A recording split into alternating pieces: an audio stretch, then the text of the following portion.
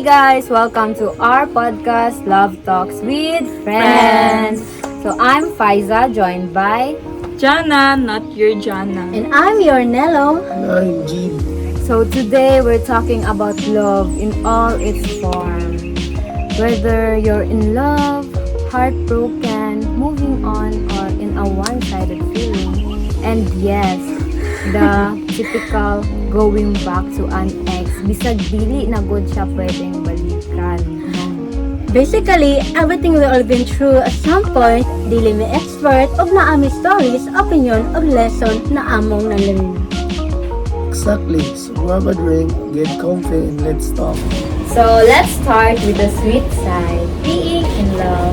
Honestly guys, pag in love jud ka kay murag ang imuhang kakapoy, ang kaghago, ang ka-stress nimo sa ACADS kay mawala ra.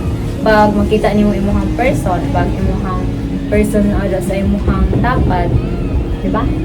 True, but love can make you blind, di ba? Usay ignore mo ang flaws kay nahay nakasakili. Like, Is that blindness or just optimism? Murag pagpili nga nakita ang best sa isang tao. Optimism is fine, pero if ang iyang mga flaws kay makasakit na sa imuha, dinayan na jud na siya. So love should have boundaries, right? Otherwise, mahimog unhealthy ang relasyon. definitely, but love without boundaries can turn into heartbreaks, which brings to the not so sweet side. Heartbreak. Heartbreak is brutal. Ngano manggong ginabalikan ang ex nga bisag kabalo na ta dili na siya mo change for us. Like it feels like you love him, but in reality mahadlok ra jud ka nga wala na makamata ka sa realidad na wala na jud. Do you think you say because you love him or tungkol ka nahadlok ka mag-inusara? For me, I guess both. Like, when you think about it, naamon giubanan ana nga tao, di ba? Like, nag-uban mo for how many years? Nakabalo na ka sa iyahang mga flaws, sa iyang mga gusto. But, I guess we're also hoping that we could go back to how we were before. Katong nag-start pa mo, like, sweet pa kayo mo, wala pa kayo may problems, and I guess we're hoping that we could go back, but Nagdan din maka-relate na thinking na nagpa ka, pero attachment ka lang. After all betrayals and everything else, sa taman, mga kabalo nga, hindi na kanya. Kung staying hurts more than leaving, love shouldn't feels like punishment. Murag nangita ka og love, questioning your worth. Pero, girl, di na siya healthy. And speaking of heartbreak, one of the most hardest forms is being cheated on. Kay mururo na siya og double-edged sword love and betrayal in one. Grabe kalisod, uy! Kay dira jud nimo na ma-question ang tanan. Imong worth, kung asa ka nagkulang, anong nabuhat pa man yan ni? Anong wala pa siya na kontento? Pero in reality guys, cheating says more about them than about you. Remember, cheating is a choice, not a mistake. It's not an excuse, okay? Exactly. It's not about your word. It's about the choices. Pero ang sakit kay mawala ang trust, and trust is the foundation of love. And sometimes, kay ang painful part kay dili lang ang betrayal, kundi ang realization nga the person you trusted most was capable of hurting you that way, di ba? And all that is so true. And healing from cheating means reminding yourself that dili ikaw ang nagkulang, dili ikaw ang pagkakamali, wala ka nang kulang. And self-love and boundaries, rajod ang muluwas nimo. Kung ang cheating is painful, mas grabe pag yun kung naay third party, the so-called homewrecker. Kay dili lang duha ka tao ang involved, naanay lain nga nakaapekto sa inyong relasyon. Mura ra jud niya giguba ang inyong pinaghirapan nga balay nga itindog for many years, months. Pero Pero let's be real, di ba? Ang blame dili lang sa homewrecker. Ang partner lang ni allow o wishes, maugid ang responsibility. Exactly, dili fair nga ibutang nimo tanan ang blame sa third party. Kay ang commitment dapat naa sa sulod sa relasyon. True. Pero, ang damage nga nabuhat kay grabe yun. Grabe ka traumatizing. Mao ng girls and boys, remember, respect and boundaries lang yun. Remember that. Kay, if ang trust wala na, do not expect na mabalik pa jud ang iyang full trust sa imo ha. Kay wala na jud. Expect na jud nga mag-overthink na siya. Okay?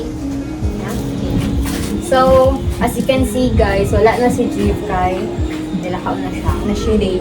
But anyways, let's go back to our topic which is one-sided love.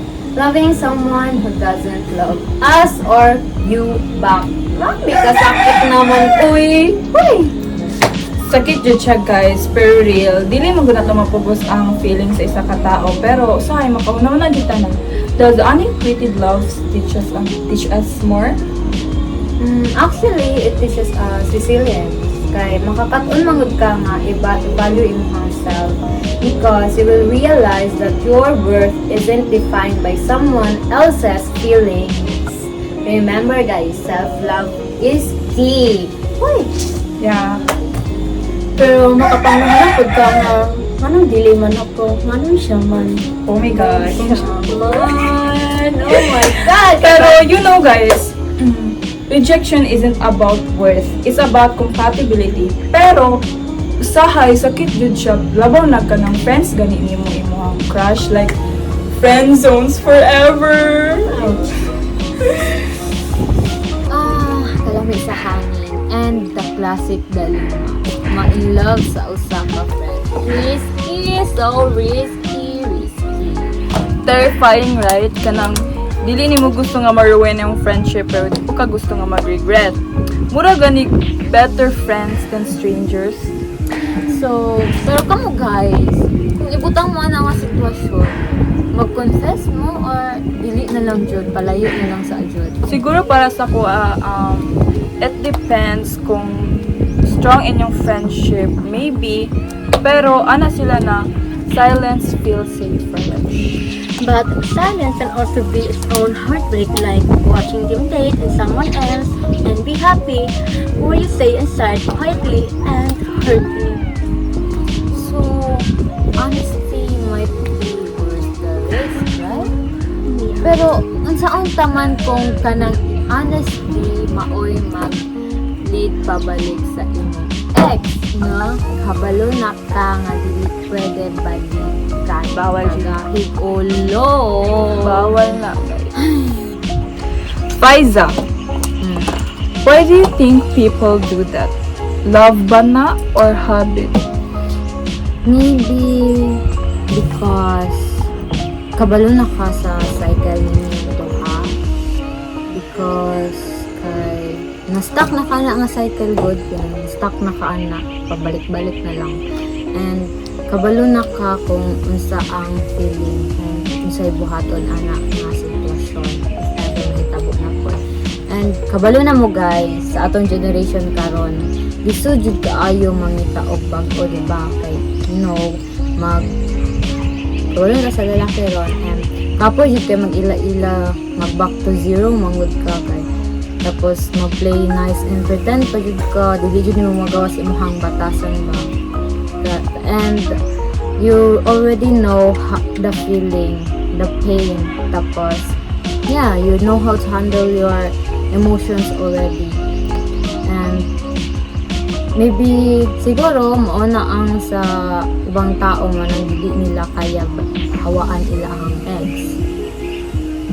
or maybe pero ako yeah. Pero toxic na no? Choosing pain over possibility. Kani murag reading a book nga same ending ra Japon hoping nga mag-change pero dili gyud ta. So, breaking the cycle means choosing yourself. Choosing peace over comfort. Exactly. That is the hardest lesson I've learned, but the most important step for all of us to move forward. Move on, move on. Hashtag move on. Palayo sa toxic talk. As we wrapped up our podcast, just remember guys, love is indeed messy. But it's also what makes us human. Whether in love ka karon, heartbroken, or naminaw na ka, we hope today's talk felt like hanging out with friends. You know guys, your feelings are valid biskan pag-unsa ka complicated. But remember, healings take time, pero worth it good na. And sometimes listening is just as powerful as speaking. Thanks for joining us. We'll be back with more love talks